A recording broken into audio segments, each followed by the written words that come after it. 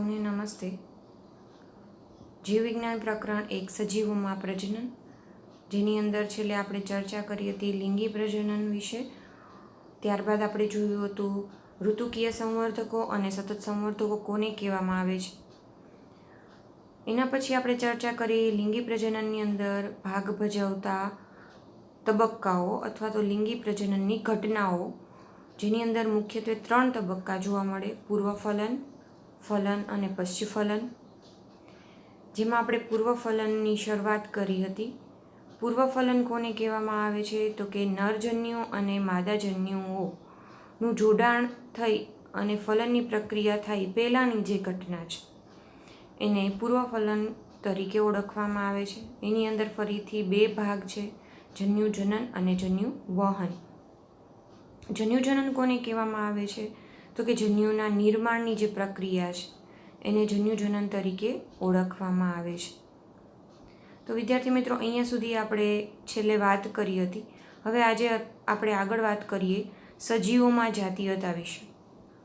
તો લિંગી પ્રજનન કરતા સજીવો જે છે એમાં તો કે નર અને માદાજન્યુના જોડાણથી ફલનની પ્રક્રિયા થાય, પણ દરેકની અંદર આવું જોવા ન મળે, એટલે કે એક સમાન નથી જોવા મળતું। તો એની અંદર આપણે સૌપ્રથમ વાત કરીએ વનસ્પતિની અંદર જાતીયતા વિશે। તો વનસ્પતિની અંદર જાતીયતા વિશે વાત કરી તો એમાં નર અને માદા પ્રાજનનિક રચના જો એક જ વનસ્પતિમાં જોવા મળે તો એવી વનસ્પતિને દ્વિલિંગી વનસ્પતિ કહેવામાં આવે છે। એટલે કે જે વનસ્પતિમાં નરજન્યુ અને માદાજન્યુ એક જ વનસ્પતિમાં જોવા મળે એવી વનસ્પતિને દ્વિલિંગી વનસ્પતિ કહેવામાં આવે છે। અને દ્વિલિંગી વનસ્પતિ માટે જે શબ્દ સૂચવવામાં આવે છે એ છે સમસુકાય અથવા તો એકસદની વનસ્પતિ। હવે એકસદની વનસ્પતિનો અર્થ પણ એ જ થશે કે જેમાં નરજન્યુ અને માદાજન્યુ બંને એક જ વનસ્પતિની અંદર જોવા મળતા હશે, તો આવી વનસ્પતિને એકસદની વનસ્પતિ કહેવામાં આવે। જેમાં તમને ઉદાહરણ આપેલું છે કાકડી અને નાળિયેર। આ ઉપરાંત કેટલીક લીલ જે છે એ પણ દ્વિલિંગી જોવા મળે છે, જેમાં નરજન્યુ અને માદાજન્યુ બંને એકમાં જ ઉત્પન્ન થતા હશે। હવે જો નર અને માદા પ્રાજનનિક રચના અલગ અલગ વનસ્પતિમાં જોવા મળે, એટલે કે ભિન્ન વનસ્પતિની અંદર જો જોવા મળે તો આવી વનસ્પતિને એકલિંગી વનસ્પતિ તરીકે ઓળખવામાં આવે છે। અને એકલિંગી શબ્દ જે પ્રસ્તુત કરે છે એ છે વિષમસુકાય અથવા તો દ્વિસદની વનસ્પતિ। હવે વિદ્યાર્થી મિત્રો, આપણે એકસદનીની વાત કરી કે જેની અંદર તો કે બંને નરજન્યુ અને માદાજન્યુ બંને એક જ વનસ્પતિમાં જોવા મળશે, તો દ્વિસદની વનસ્પતિની અંદર શું થશે? તો કે નરજન્યુ અને માદાજન્યુ જે છે એ બંને અલગ અલગ વનસ્પતિની અંદર જોવા મળે, તો આવી વનસ્પતિને દ્વિસદની વનસ્પતિ તરીકે ઓળખવામાં આવે છે। જેની અંદર ઉદાહરણ તમને આપેલું જ છે પપૈયા અને ખજૂર। હવે જો સપુષ્પી વનસ્પતિ જે છે એની અંદર આપણે વાત કરીએ તો કે જે એકલિંગી નર પુષ્પ છે, એટલે કે જે નર પુષ્પ છે, ખાલી ફક્ત ને ફક્ત એમાં નર પુષ્પ જો જોવા મળતું હોય વનસ્પતિમાં, તો આ નર પુષ્પને પુંકેસરીય પુષ્પ તરીકે ઓળખવામાં આવે। અને જો સપુષ્પી વનસ્પતિની અંદર ફક્ત માદા પુષ્પ જ જોવા મળતું હોય, એટલે કે એની અંદર ફક્ત માદા પ્રાજનનિક રચના જ જો હાજર હોય, તો આવા પુષ્પને સ્ત્રીકેસરીય પુષ્પ તરીકે ઓળખવામાં આવે છે। તો વિદ્યાર્થી મિત્રો, આ થઈ વનસ્પતિમાં જાતીયતા વિશે વાત। હવે આપણે વાત કરીએ તો કે પ્રાણીઓની અંદર જાતીયતા વિશે। પ્રાણીઓની જાતીયતા વિશે વાત કરીએ તો સૌપ્રથમ એમાં આપેલું છે કે ઉભયલિંગી પ્રાણી। ઉભયલિંગીને બીજા શબ્દમાં આપણે દ્વિલિંગી તરીકે પણ ઓળખી શકીએ, એટલે કે ઉભયલિંગી પ્રાણી અથવા તો દ્વિલિંગી પ્રાણીઓ। કેટલાક પ્રાણીઓ જે છે એમાં નર અને માદા બંને પ્રકારના પ્રજનન અંગો એક જ પ્રાણીમાં જોવા મળતા હોય, તો એવા પ્રાણીઓને ઉભયલિંગી પ્રાણી તરીકે ઓળખવામાં આવે। જેમ કે અળસિયું. તમને ખબર જ છે, ધોરણ 11ની અંદર તમે ભણી ગયા છો કે અળસિયું જે છે એની અંદર તો કે એક જ અળસિયામાં શુક્રકોષ પણ ઉત્પન્ન થાય છે અને એ જ અળસિયું જે છે એ અંડકોષ પણ ઉત્પન્ન કરી શકે છે. એટલે કે નર અને માદા બંને પ્રકારના પ્રજનન અંગો એક જ સજીવની અંદર જોવા મળે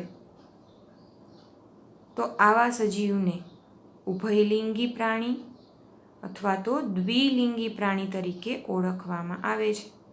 જેની અંદર અળસિયા સિવાયના બીજા ઉદાહરણ પણ છે. વાદળી, ચપટાકૃમિ, જળો, આ બધા જે છે એ ઉભયલિંગી પ્રાણીના ઉદાહરણો છે. હવે વાત કરીએ એકલિંગી પ્રાણીઓ. એકલિંગી પ્રાણીઓ તો કે જેની અંદર નર અને માદા પ્રજનન અંગ બે અલગ અલગ સજીવોમાં જોવા મળે. એટલે કે એક છે એ નર પ્રજનન અંગ ધરાવતું હોય તો બીજું જે છે એ માદા પ્રજનન અંગ ધરાવતું હોય. તો આવા પ્રાણીઓ જે છે એને એકલિંગી પ્રાણી તરીકે ઓળખવામાં આવે છે. તો અહીંયા તમને ઉદાહરણ આપેલું છે વંદો. આ પણ વિદ્યાર્થી મિત્રો તમે ધોરણ 11ની અંદર ભણી ગયા છો કે વંદાની અંદર તો કે માદા વંદો અને નર વંદો એમ બે અલગ અલગ જોવા મળે છે. જેમાં તો કે નર વંદાની અંદર નર પ્રજનન અંગ અને માદાની અંદર માદા પ્રજનન અંગ જોવા મળશે. એટલે આવા પ્રાણીઓ જે છે એકલિંગી. આ ઉપરાંત બીજું ઉદાહરણ તમે મનુષ્યનું પણ લઈ શકો જે એકલિંગી પ્રાણી તરીકે વર્તે છે. તો વિદ્યાર્થી મિત્રો અહીંયા આપણે વાત કરી તો કે વનસ્પતિમાં જાતીયતા અને પ્રાણીઓની અંદર જાતીયતા વિશે. હવે એના પછી તમને એનસીઈઆરટી બુકમાં આકૃતિ આપેલી છે. આ આકૃતિની અંદર તમે જોઈ શકો છો. સૌથી પહેલાં ઉપર જે આકૃતિ આપેલી છે એ, જેની અંદર આ જે આકૃતિ છે અળસિયાની છે, જેમાં તમે જોશો તો કે શુક્રપિંડ સાથે શુક્રપિંડ કોથળી, એટલે કે શુક્રપિંડ કોથળીની અંદર શુક્રપિંડો આવેલા હશે અને શુક્રપિંડો જે છે એ શુક્રકોષો ઉત્પન્ન કરતા હશે. અને એની સાથે નીચે તમે જોઈ શકશો અંડપિંડ, બરાબર, જેમાં અંડકોષો જે છે એનું સર્જન થતું હશે. એટલે વિદ્યાર્થી મિત્રો તમે જોઈ શકો છો કે અળસિયાની અંદર એક જ અળસિયું છે જેની અંદર શુક્રકોષ અને અંડકોષ બંને જે છે ઉત્પન્ન થતા હશે. તો અળસિયાને આપણે ઉભયલિંગી અથવા તો દ્વિલિંગી પ્રાણી તરીકે ઓળખીએ છીએ. એના પછી તમને બાજુમાં જે આકૃતિ આપેલી છે વંદાની છે, જેમાં નર અને માદા વંદો આપેલો છે. એટલે કે નર વંદો જે છે એની અંદર તમને નીચેની પ્રાજનિક રચના આપેલી છે, જેમાં આપેલું છે શુક્રપિંડ, અને માદા વંદો જે છે એની નીચે એની પ્રાજનનિક રચના આપેલી છે, જેમાં આપેલું છે અંડપિંડ. એટલે કે અહીંયા વંદો જે છે એકલિંગી છે, એટલે કે ફક્ત એક જ લિંગ ધરાવે છે. કાં તો એ શુક્રપિંડ ધરાવતું હશે ને કાં તો એ અંડપિંડ ધરાવતું હશે. બંને એક જ પ્રાણીમાં જોવા ન મળે, બંને અલગ અલગ સજીવોની અંદર, એટલે કે બંને અલગ અલગ પ્રાણીઓની અંદર જોવા મળે છે બંને રચના. એટલે આવા પ્રાણીને એકલિંગી પ્રાણી તરીકે ઓળખવામાં આવે છે. ત્યારબાદ તમને સી આપેલું છે આ બાજુ, જે કારા લીલ જે છે એ છે, જેની અંદર તમે જોઈ શકો છો આ લીલ છે એ કેવી છે તો કે એક સદની છે, જેમાં તો કે બંને એટલે કે પુંજન્યુધાની એટલે કે નર જાતીય અંગ અને માદા જન્યુધાની અથવા તો માદા જાતીય અંગ, આ બંને જે છે એ જોવા મળે છે. એટલે કે અંડજન્યુધાની અને પુંજન્યુધાની આ બંને જે છે એ એક જ વનસ્પતિમાં જોવા મળે. એટલે કે લીલ જે છે કારા એની અંદર જોવા મળે છે, એટલે એને એક સદની કહેવામાં આવે છે. કારણ કે ત્યાં સ્ત્રીજન્યુધાની અને પુંજન્યુધાની બંને એક જ વનસ્પતિમાં જોવા મળે છે. ત્યારબાદ એની નીચે આપેલું જે છે તમને ડી, એ છે માર્કેન્સિયા, જેમાં તમે જોઈ શકો છો વિદ્યાર્થી મિત્રો કે સ્ત્રીજન્યુધાની ઘર અને પુંજન્યુધાની ઘર બંને અલગ અલગ વનસ્પતિમાં, એટલે કે બે અલગ અલગ વનસ્પતિમાં સ્ત્રીજન્યુ અને પુંજન્યુ જે છે જોવા મળે છે. તો આ જે છે એટલે કે આ બાજુ તમને આપેલું છે માદા સુકાય અને બીજી બાજુ તમને આપેલું છે નર સુકાય, એટલે કે ત્યાં સ્ત્રીજન્યુ અને પુંજન્યુ બંને અલગ અલગ વનસ્પતિમાં ઉત્પન્ન થાય છે. એટલા માટે આ જે વનસ્પતિ છે એને તો કે દ્વિસદની વનસ્પતિ તરીકે ઓળખવામાં આવે છે, કારણ કે બંને જન્યુ અલગ અલગ વનસ્પતિમાં ઉત્પન્ન થાય છે, એટલે એને દ્વિજન્યુ વનસ્પતિ તરીકે ઓળખવામાં આવે છે. પણ વનસ્પતિ કેવી થશે? એકલિંગી થશે, કારણ કે એક વનસ્પતિ ફક્ત એક જ લિંગ ધરાવતી હશે. એવી જ રીતે નીચે આપેલું છે શક્કરિયાનું પુષ્પ ઈમાં, જે તમને જોવા મળશે, જેની અંદર તો કે પુંકેસર અને સ્ત્રીકેસર બંને એક જ પુષ્પમાં છે. તો આ પુષ્પને કેવું પુષ્પ કહેવાશે? તો કે દ્વિલિંગી પુષ્પ કહેવાશે, કારણ કે બંને લિંગ એટલે કે બંને સ્ત્રીજન્યુ અને પુંજન્યુ બંને એક જ પુષ્પની અંદર છે. તો આ જે વનસ્પતિ છે એને દ્વિલિંગી, પરંતુ એના માટે જે શબ્દ સૂચવાય છે એ છે તો કે એકસદની વનસ્પતિ.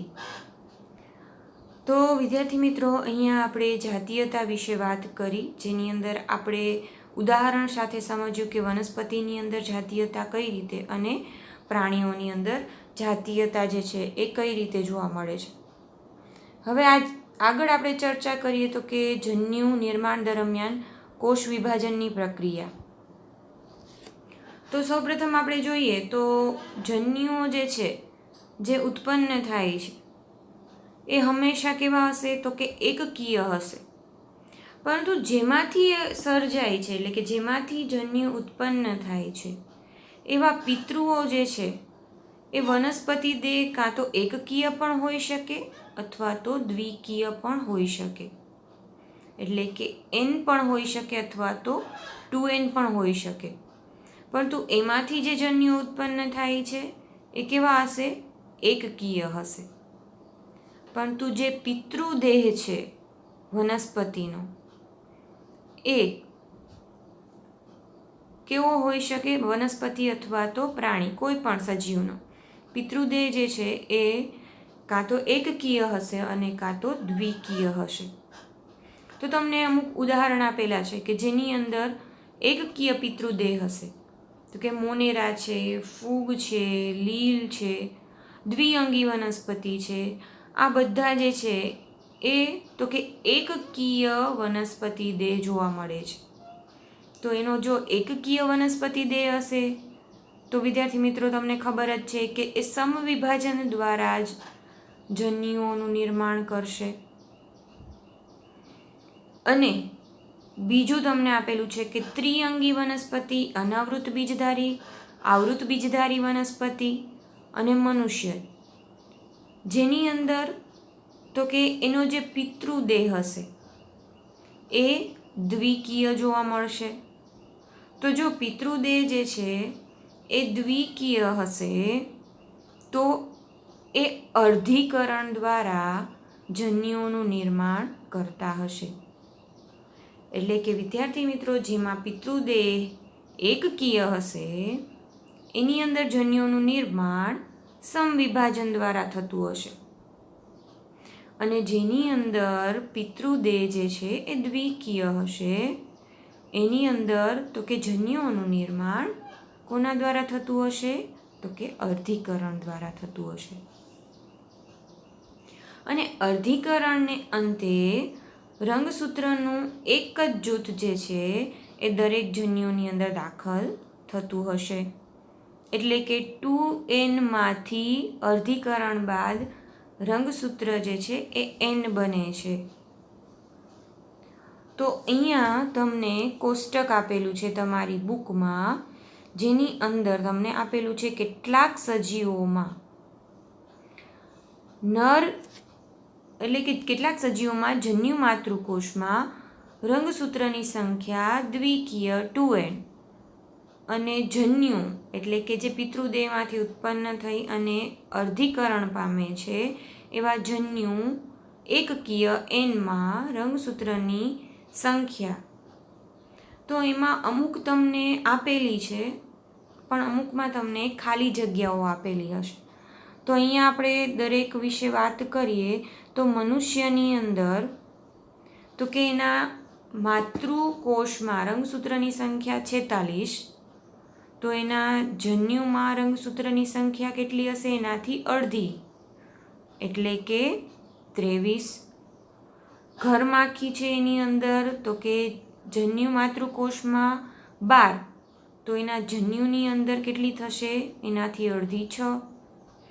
એવી જ રીતે ઉંદરમાં 42, એના માતૃકોષમાં, તો એમાં જન્યુમાં થશે 21. કૂતરો છે એની અંદર છે 78, તો એનાથી અડધી થશે એના જન્યુની અંદર 39. એવી જ રીતે બિલાડીની વાત કરીએ તો બિલાડીમાં એના જન્યુ માતૃકોષમાં 38 અને જન્યુઓમાં 19. આગળ વાત કરીએ ફળમાખી, જેની અંદર તો કે જન્યુ માતૃકોષની અંદર 8 અને જન્યુની અંદર 4. પછી એમ્ફિયોગ્લોસમ, જેની અંદર તો કે જે ત્રિઅંગી વનસ્પતિ છે, જેની અંદર એના જન્યુ માતૃકોષમાં રંગસૂત્રની સંખ્યા 1260, તો એના જન્યુની અંદર 630. સફરજનની અંદર જન્યુ માતૃકોષમાં 34, તો એનાથી અડધી જન્યુમાં 17. એવી જ રીતે ચોખામાં 24 જન્યુ માતૃકોષમાં અને જન્યુમાં 12. મકાઈમાં જન્યુ માતૃકોષમાં 20, તો એના જન્યુઓમાં 10. પછી બટેટામાં 48 જન્યુ માતૃકોષમાં અને જન્યુઓમાં 24. પતંગિયામાં 380 જન્યુ માતૃકોષમાં અને જન્યુઓમાં 19. અને ડુંગળીની અંદર છેલ્લે જન્યુ માતૃકોષમાં 16, તો એના જન્યુની અંદર રંગસૂત્રની સંખ્યા એનાથી અડધી, એટલે કે 8. એટલે વિદ્યાર્થી મિત્રો, જેની અંદર વનસ્પતિ દેહ દ્વિકીય હશે એવા સજીવોની અંદર અર્ધીકરણ દ્વારા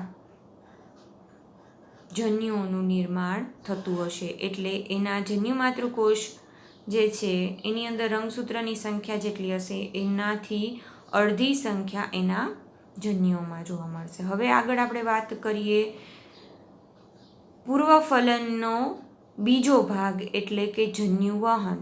આગળ આપણે વાત કરી જન્યુજનન વિશે. પૂર્વફલનનો પેલો ભાગ જન્યુજનન, જેમાં જન્યુના નિર્માણની પ્રક્રિયા થશે. હવે બીજા ભાગની અંદર આપણે વાત કરીએ તો કે જન્યુવહન. જન્યુવહન એ કોને કહેવામાં આવે? તો કે જેની અંદર તો કે નરજન્યુનું માદાજન્યુ તરફ વહન થતું હોય, આ જે ઘટના છે એને જન્યુવહન તરીકે ઓળખવામાં આવે છે. હવે મોટા ભાગે વિદ્યાર્થી મિત્રો નરજન્યુ હશે એ ચલિત જોવા મળે અને માદાજન્યુ હશે એ અચલિત હશે. નરજન્યુ છે એ ચલિત હશે, એટલા જ માટે એ માદાજન્યુ તરફ વહન પામી શકશે. પણ કેટલીક લીલ અને ફૂગ એવા છે કે જેની અંદર તો કે નરજન્યુ અને માદાજન્યુ બંને વહન કરી શકતા હશે, એટલે કે બંને ચલિત હશે. એટલે તમને અહીં આપેલું છે અપવાદ કેટલીક ફૂગ અને લીલ, કારણ કે એની અંદર તો કે નરજન્યુ અને માદાજન્યુ બંને જે છે એ ચલિત જોવા મળતા હશે. નહીં તો મોટા ભાગે લિંગી પ્રજનન કરતા સજીવોની અંદર નરજન્યુ ચલિત હશે અને માદાજન્યુ હશે એ અચલિત જોવા મળે છે.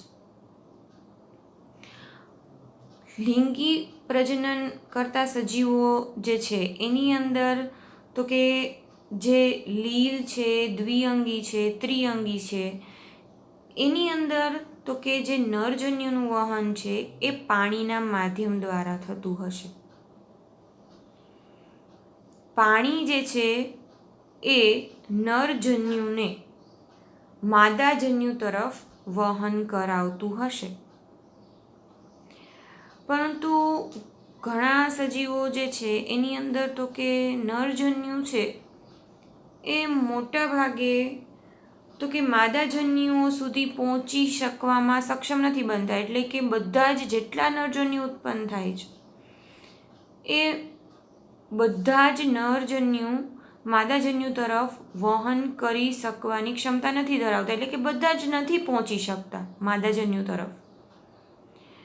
એટલા માટે માદાજન્યુની સરખામણીમાં નરજન્યુની સંખ્યા હજારો ગણી વધારે જોવા મળે છે. કારણ કે બધા જ નરજન્યુ છે એ માદાજન્યુ સુધી પહોંચી શકતા નથી, પહોંચી શકવા માટે સક્ષમ નથી. તો એની પૂર્તતા કરવી હોય તો કે નરજન્યુની જો સંખ્યા ઘણી બધી વધારે હશે માદાજન્યુ કરતાં, તો અમુક તો નરજન્યુ એવા હશે કે જે માદાજન્યુ સુધી પહોંચી શકશે. એટલે કે અહીંયા નરજન્યુની સંખ્યા જે છે એ હજારો ગણી માદાજન્યુની સરખામણીમાં વધારે જોવા મળે છે. આ ઉપરાંત વાત કરીએ તો કે આવૃત બીજધારી વનસ્પતિની અંદર, આવૃત બીજધારી વનસ્પતિ જે છે એની અંદર તો કે પુષ્પમાં તો કે સ્ત્રીકેસર અને પુંકેસર બંને આવેલા હશે. તો જે આ પુંકેસર છે, પુંકેસરની અંદર તો કે પરાગાશય આવેલું હશે અને પરાગાશય જે છે એના દ્વારા એની કોથળીમાંથી પરાગરજ જે છે ઉત્પન્ન થતી હશે. આ પરાગરજ જે છે એનું સ્થાપન સ્ત્રીકેસરના પરાગાશન ઉપર થાય છે. અને સ્ત્રીકેસરના પરાગાશન ઉપર જ્યારે એનું સ્થાપન થાય છે ત્યારે એ પરાગાશનમાંથી એટલે કે પરાગાશન ઉપર સ્થાપન થયા બાદ પરાગરજ જે છે એ પરાગ નલિકાનું નિર્માણ કરે છે. અને આ પરાગ નલિકા જે છે એની અંદર નરજન્યુઓ જે છે જોવા મળતા હશે. વિદ્યાર્થી મિત્રો, તમે ધોરણ 11ની અંદર બેવડા ફલનની પ્રક્રિયા જોઈ હતી, જે ફક્ત આવૃત બીજધારી વનસ્પતિમાં એટલે કે સપુષ્પી વનસ્પતિમાં જોવા મળે છે. જેની અંદર આપણે આ બધી જ ચર્ચા કરેલી છે કે સપુષ્પી વનસ્પતિની અંદર જ્યારે પુંકેસરમાંથી પરાગાશય જે છે, પુંકેસરના પરાગાશયમાંથી પરાગરજ જે છે ઉત્પન્ન થાય છે. આ પરાગરજ છે એ સ્થાપિત થાય છે સ્ત્રીકેસરના પરાગાશન ઉપર, અને પરાગાશન ઉપર સ્થાપન થશે એટલે પરાગરજમાંથી પરાગનલિકાનું નિર્માણ થાય છે. અને પરાગનલિકા જે છે એ જન્યુઓ ધરાવતી હશે. 2 નરજન્યુ આવેલા હશે અને આ નરજન્યુઓ જે છે એ નીચે અંડક તરફ એનું વહન થતું હશે. એટલે વિદ્યાર્થી મિત્રો, અહીંયા નીચે મેં જે આકૃતિ આપેલી છે, આ આકૃતિની અંદર જે બેવડા ફલનની પ્રક્રિયા થાય છે એ તમે જોઈ શકો છો કે અહીંયા ઉપર તરફ એટલે કે પરાગાશન ઉપર તમને દેખાશે પોલન ગ્રેઇન્સ એવું લખેલું છે. એટલે કે પરાગરજનું સ્થાપન થયેલું છે પરાગાશન ઉપર, સ્ટિગ્મા પરાગાસન ઉપર પરાગરજ પોલન ગ્રેઇન્સ એનું સ્થાપન થાય છે. ત્યારબાદ એમાંથી તો કે તમે જોશો પરાગનલિકાની રચના જોવા મળશે. એટલે પરાગનલિકા જે છે એ આગળ નીચે તરફ વહન પામે છે. આ વહન જે છે એનું ક્યાં સુધી જોવા મળે છે તો કે અંડક સુધી જોવા મળે છે એનું વહન. અને નીચે 2 નરજન્યુઓ આપેલા છે, એટલે કે 2 નરજન્યુઓ જે છે એ વહન કરે છે અંડક સુધી. અને અંડક જે છે એમાંથી ઉત્પન્ન થતો હશે અંડકોષ. એટલે કે આ નરજન્યુ અને અંડકોષ એ બંનેનું ફલન થશે. અને પછી આખી પ્રક્રિયા શું થાય છે તમને ખબર જ છે. છતાં પણ આજે આપણે આના પછીના ચેપ્ટરની અંદર ફરીથી આના વિશે ચર્ચા કરવાના જ છીએ. એટલે કે બંને વચ્ચેની ફલનની પ્રક્રિયા દ્વારા ભ્રૂણના નિર્માણની પ્રક્રિયા થતી હશે. એટલે કે વિદ્યાર્થી મિત્રો, અહીંયા તમે જોઈ શકો છો કે સપુષ્પી વનસ્પતિ જે છે, આ સપુષ્પી વનસ્પતિની અંદર તો કે પરાગરજ ઉત્પન્ન થશે અને પરાગરજ જે છે એ પરાગાસન ઉપર એનું સ્થાપન કરશે. અને એના પછી એ સ્થાપિત થયા બાદ પરાગનલિકા બનાવશે, જે નરજન્યુ ધરાવતી હશે એને અંડક સુધી વહન કરશે. વટાણા જેવી સ્વફલિત દ્વિલિંગી વનસ્પતિ, એટલે કે વટાણા જે છે એ સ્વફલન દર્શાવે છે. એટલે કે એના જ પુંકેસર એના જ સ્ત્રીકેસર સાથે પરાગાસનની પ્રક્રિયા કરતું હશે. એટલે એ વનસ્પતિ કેવી છે તો કે સ્વફલિત છે. એટલે કે પોતાના જ નર અને માદા પુષ્પ જે છે, એટલે કે સ્ત્રીકેસર અને પુંકેસર છે, એ પરાગનયનની પ્રક્રિયા કરતા હશે. ત્યાં તો કે પરાગાશય, જેમાંથી પરાગરજ ઉત્પન્ન થાય છે, અને પરાગાસન, જેના ઉપર પરાગરજનું સ્થાપન થાય છે, જે સ્ત્રીકેસરનો ભાગ છે, એ બંને કેવા જોવા મળે છે તો કે નજીક જોવા મળે છે. તો જ સ્વફલનની પ્રક્રિયા સરળતાથી થઈ શકે વિદ્યાર્થી મિત્રો. કારણ કે જો સ્ત્રીકેસર અને પુંકેસર બંને નજીક આવેલા હશે તો સ્ત્રીકેસર સુધી પુંકેસર એટલે કે પરાગરજ જે છે એનું સ્થાપન જે છે એ સ્ત્રીકેસરના પરાગાસન ઉપર થઈ શકશે. એટલે બંને જે છે એ એકબીજાથી નજીક આવેલા હશે. જ્યારે પરફલન દર્શાવતી દ્વિસદની વનસ્પતિ, એટલે કે જેમાં એક જ વનસ્પતિની અંદર ફક્ત એક જ પુષ્પ જોવા મળે, કાં તો નર પુષ્પ જોવા મળે કાં તો માદા પુષ્પ જોવા મળે, તો આવી વનસ્પતિને દ્વિસદની વનસ્પતિ કહેવાય. તો આની અંદર શું થતું હશે તો કે પરફલન થતું હશે.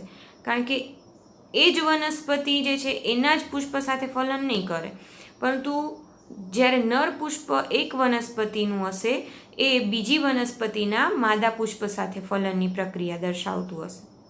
તો આ પ્રક્રિયા જે છે એને પરફલન કહેવામાં આવે.